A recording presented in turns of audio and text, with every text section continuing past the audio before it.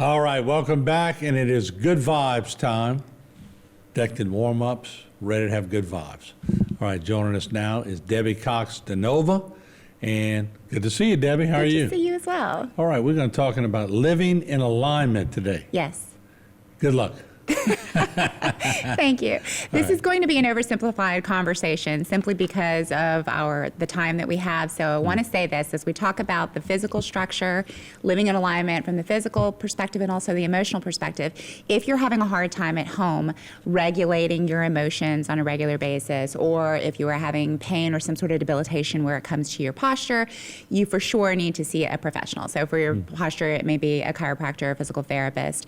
For your emotional regulation, a therapist or a psychiatrist. But we're going to be talking about the importance of holding yourself in alignment both physically and emotionally in life so that you are actually experiencing ease. We are designed a specific way, and that way is meant to serve us in living a easier life. Peace in the valley. That's exactly right. And it's not that we won't ever go off course, because we will find ourselves, for example, sitting on the floor sometimes with the kids in an awkward position, right? Or we may find ourselves feeling sad or angry or upset outside of alignment to where we actually want to be. But the more that we consistently hold ourselves in alignment, the stronger and more resilient we are in those moments where we need to course correct, or we need to take the feedback that we're getting from our body or from our emotions and make a positive change. So I want to talk about the fact that the way that we hold our body, both in dynamic and static position, it's going to serve as the foundation for all the movements that we have. And we know that there's this dynamic interplay. We've talked a lot about this between your emotions, what's happening on the inside of you, and your physical self. So we talk about alpha ways to hold your body and movements to bring more confidence. And as it turns out, the way that we hold ourselves when we're confident, when we're walking with our shoulders back and down and our chin lifted, these are actually very, very the best ways for our kinetic chain to move without feeling any strain or extra pressure that will eventually cause pain, debilitation, and potentially injury and kind of So if you're strutting like a rooster, yeah.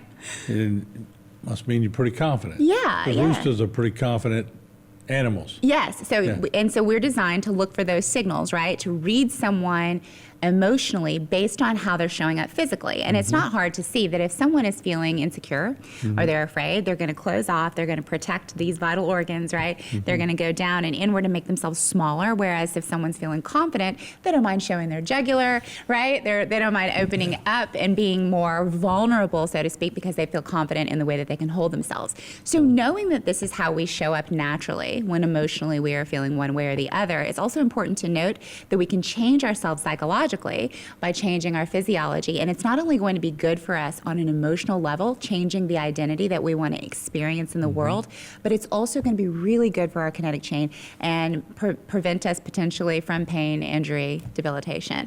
That's cool. I always like the way you talk about, because if you, well, Debbie, you present yourself on, well, Debbie, tell me about two different things. Two completely different things. So it's really about, when it comes to the emotional level, it's really about showing up in the world, your identity matching your core values. So we can talk about that and how everything in between needs to be adjusted for.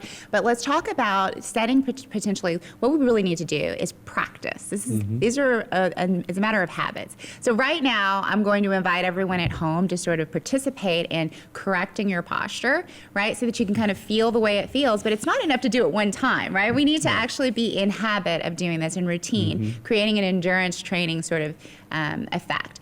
But what we're going to do is we're going to set our posture, our physical posture. We'll also talk about setting our emotional posture.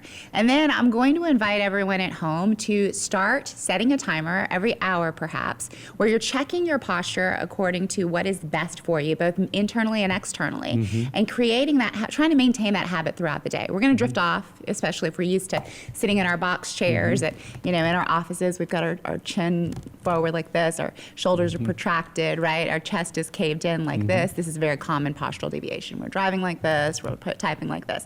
Really tough on the posture. So what we're going to do, if you want to do it at home, is you can, if you're safe to do it, stand up and sort of feel your posture as you stand up.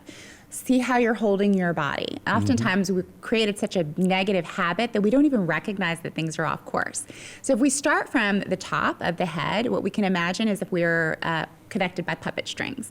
Imagine puppet strings coming from here, top of the chest, and also at the top of the head. And if you pull those puppet strings tight, what happens is you lift up at the chest and also up right here. So your head is actually in neutral position. Recognize that for every inch that your head moves forward, so if you're doing this, for every inch, you're adding 10 pounds of added weight to the neck area that it wasn't intended for. So 2 inches off and you're 20 pounds, right? You do that all day long and eventually you can expect a neck strain and it's gonna move down the kinetic chain. So we're gonna pull it up tight like this. We're gonna create space between the ear and the shoulder. So we're gonna dropping those shoulders down right there. And if you want, you can actually shrug up and back and down like this, and that will give you a good posture here. All right, pull the belly button in tight. So if you want to imagine a string attached to your belly button from the back, and you pull that belly button in, or if you're at the beach, Wish I could. right? Can you imagine like pulling your gut in at the beach when somebody attractive walks by, pull it in. Your hips are going to be in neutral. So if your hips are a bucket of water, you pour the bucket of water for the front. From the back, you can go neutral in the middle is what you want. So that's neutral.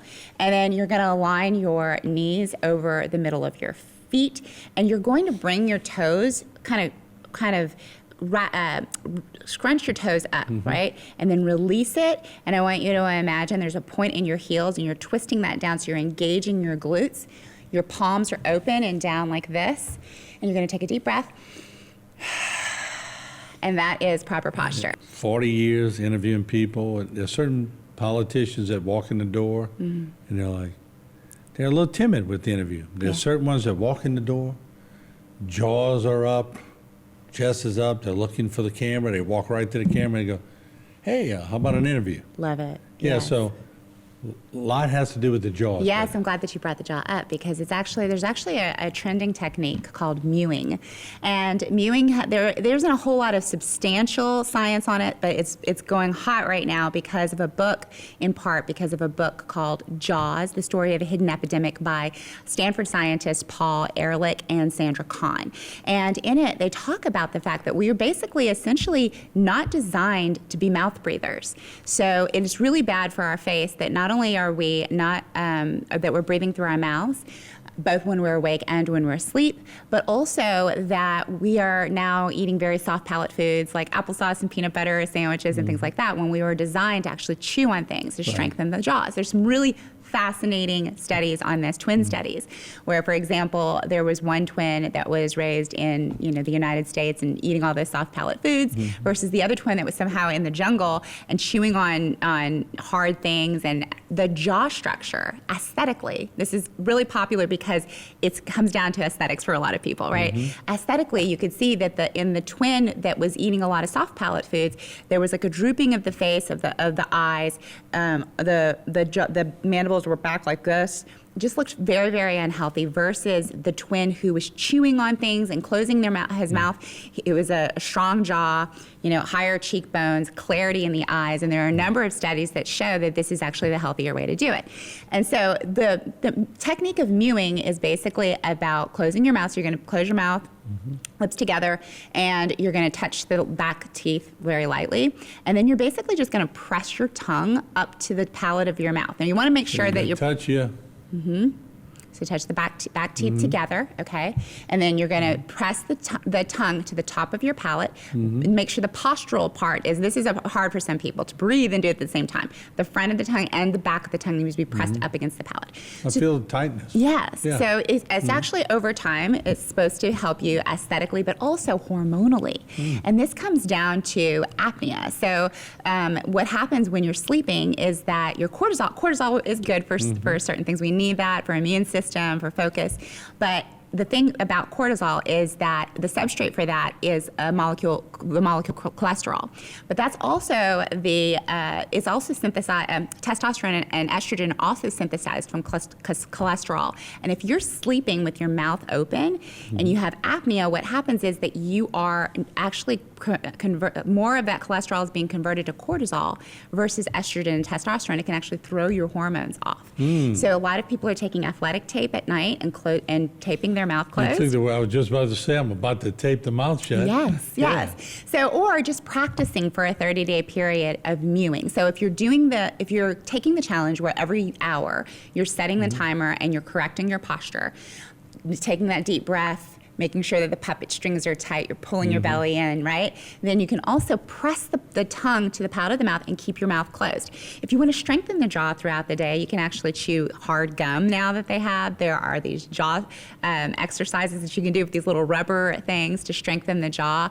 Eat hard foods, right? And you're going to strengthen it. It's going to aesthetically help you, but it also is going to help you hormonally, and it's just a healthier way to I hold your just thought body. of something we could make $1 gazillion on. Guess what? Testosterone gum. Testosterone.